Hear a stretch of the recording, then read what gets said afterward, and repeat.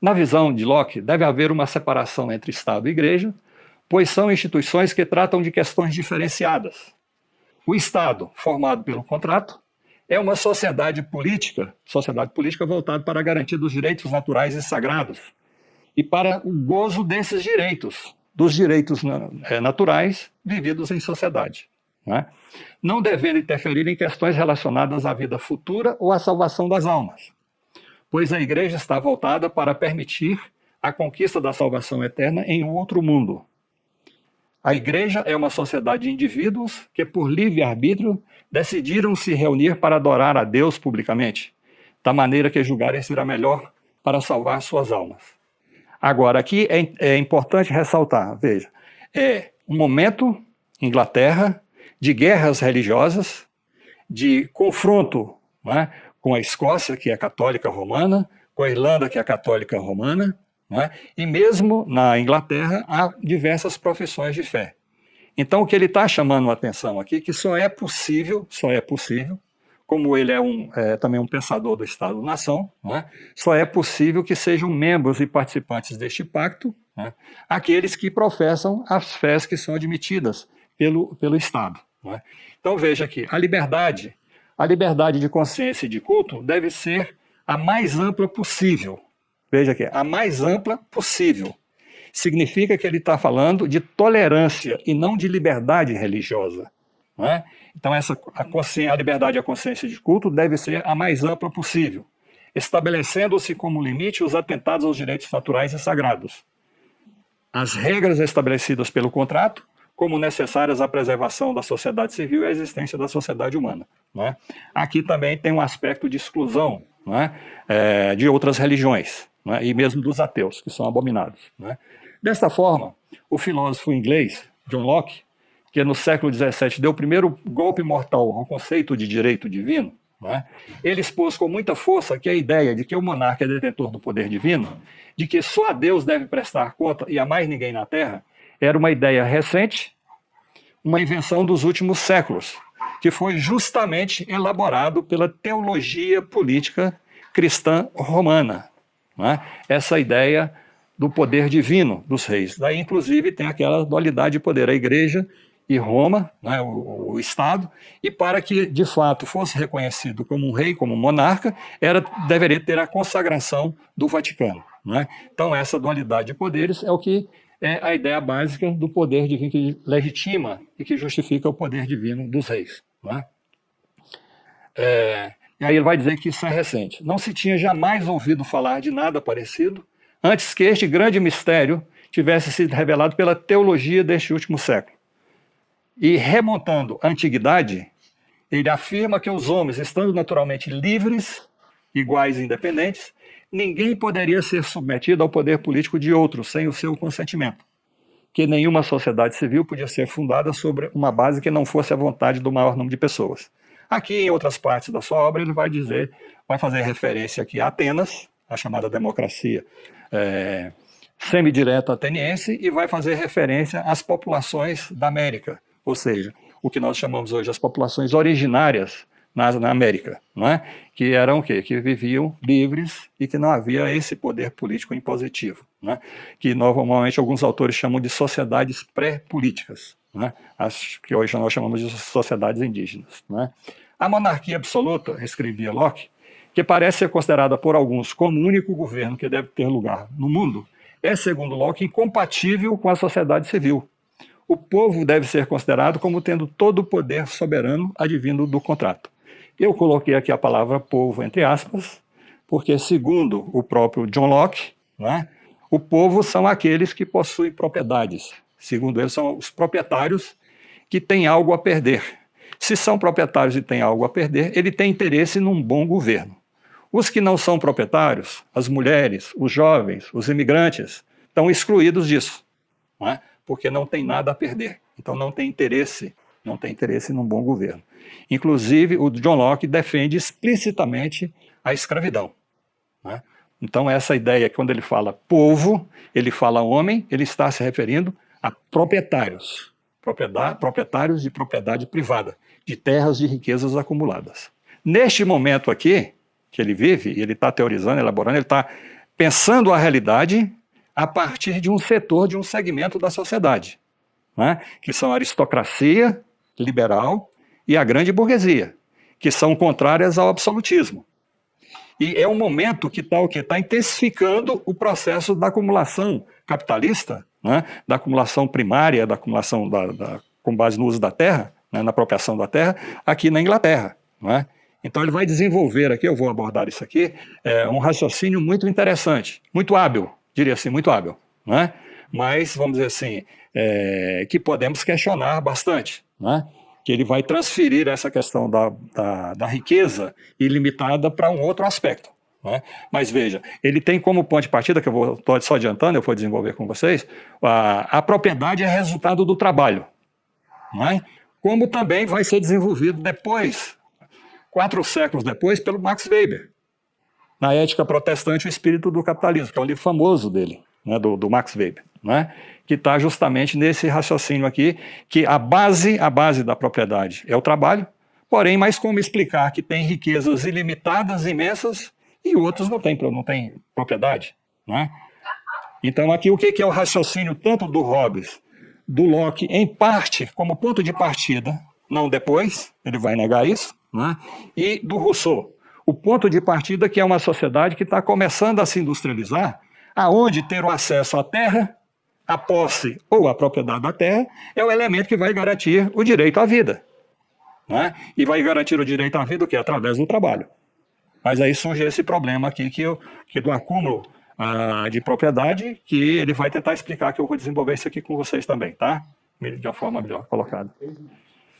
Assim, né, ele se afirma como teórico liberal que justifica a monarquia constitucional que está se instalando na Inglaterra, né, conforme o que era defendido pelos liberais defensores dos poderes do parlamento.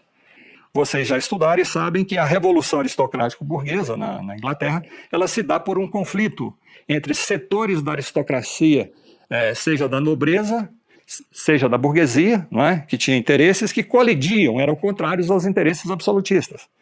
Esses interesses estavam representados no parlamento. Então surge o deflagrar do processo revolucionário na Inglaterra de uma contradição entre a maioria ou um setor significativo do parlamento, que remonta aqui à Carta Magna de 1215, não é? E as tentativas de imposição absolutista do rei, não é?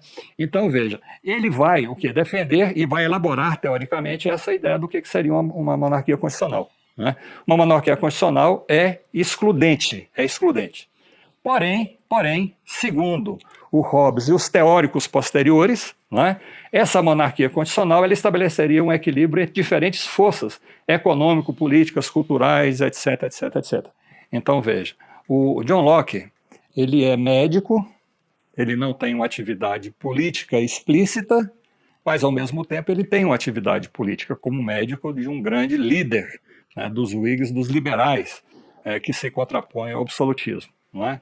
Então, nesse contexto, é um momento muito propício, não é?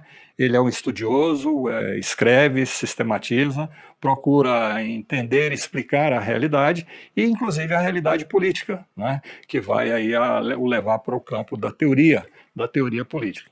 E, claro, que pela influência de que essas ideias liberais vão adquirir a partir da Revolução Aristocrático-Burguesa na Inglaterra, né, ele vai se transformar como um dos grandes expoentes, né, da teoria liberal. Né. Vai ser depois, vão surgir outros, né, mas o John Locke é considerado como um ponto de partida. Né.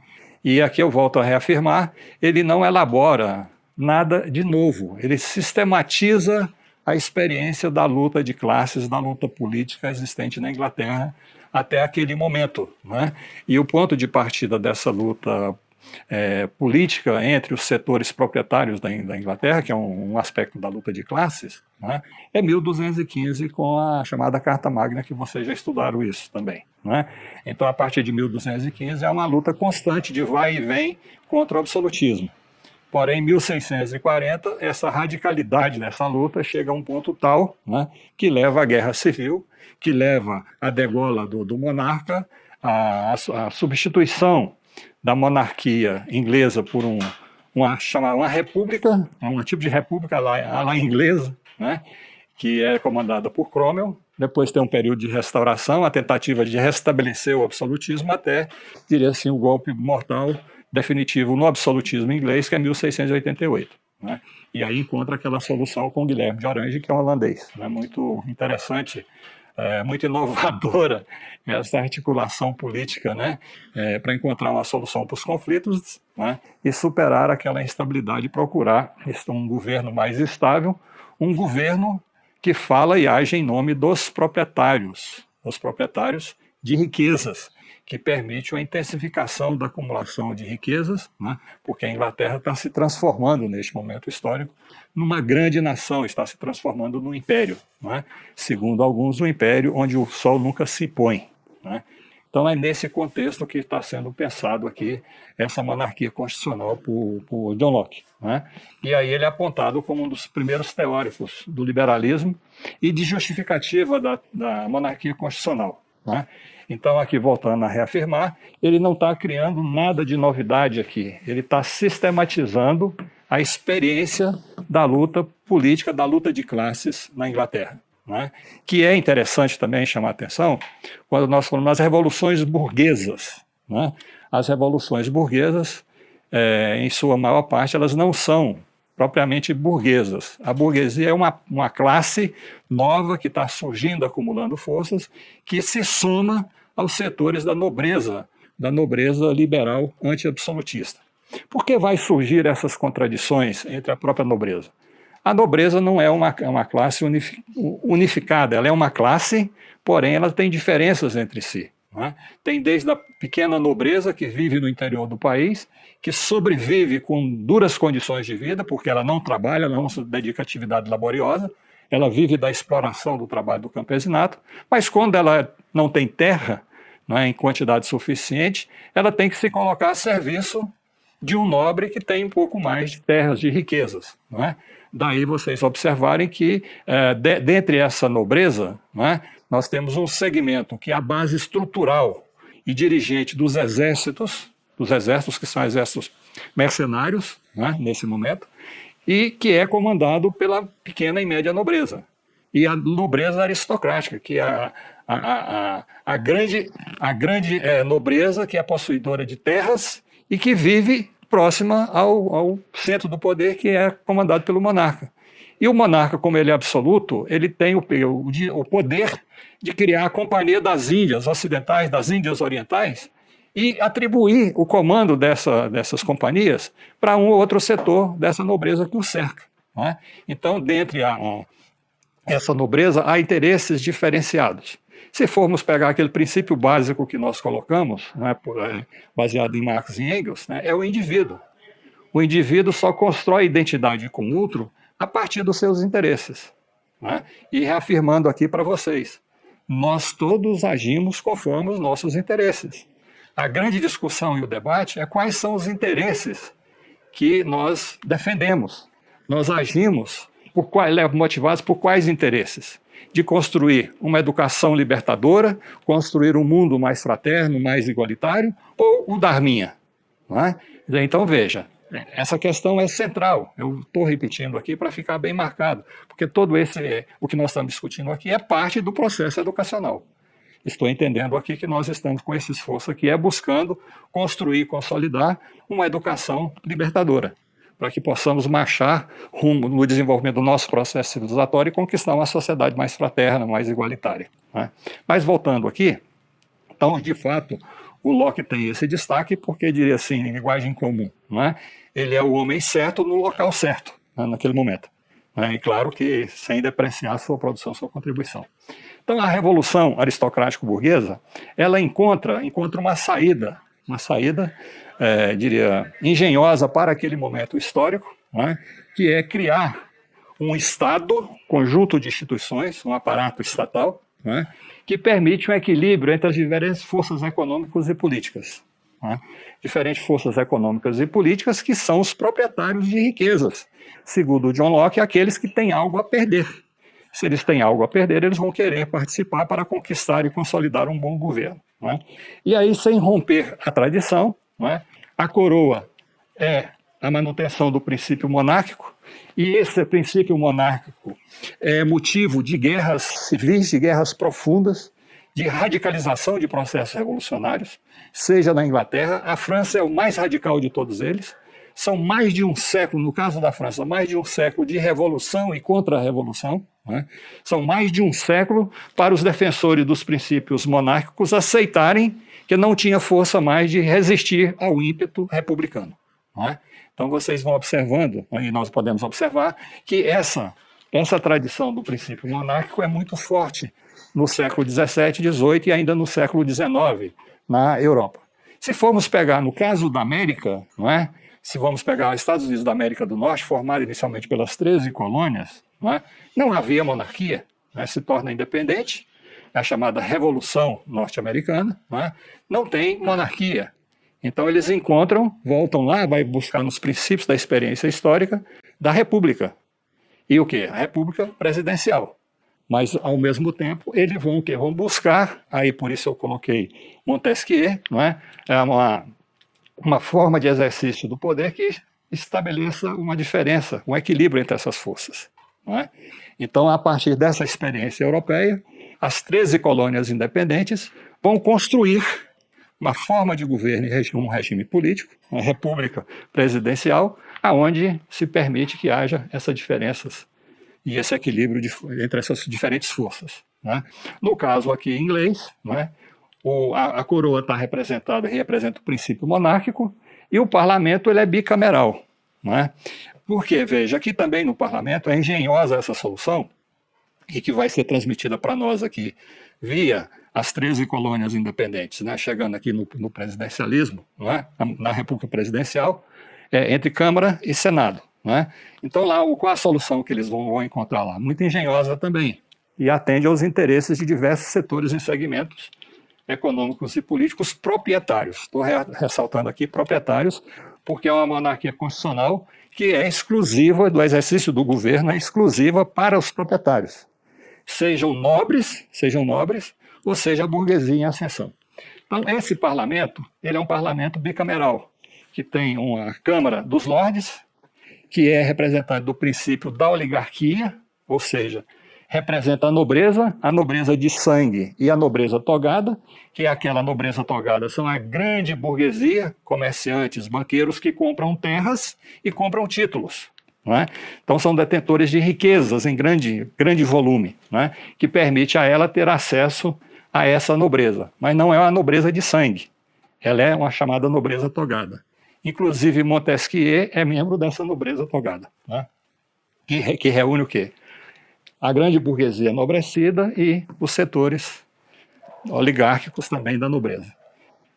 Como essa Câmara dos Lordes representa esse segmento, ela tem que criar também uma outra Câmara, porque esse parlamento lá da Carta Magna ele não era bicameral, ele era unicameral. Aqui a bicameral é a solução nesse momento, que é a chamada Câmara dos Comuns. Quem estão representados o quê? A Câmara dos Comuns é o representante da burguesia, da gente, que tem um papel importante no processo revolucionário, que é uma pequena e média nobreza que vai se aburguesando, são grandes proprietários de terra de produção para o mercado, que é inclusive a força dirigente na Revolução Aristocrática Burguesa, eles passam a ter assento na Câmara dos Comuns. E os demais proprietários, porque o voto é um voto censitário. Só tem direito a participar, a votar, aquele que tem determinado volume de propriedades.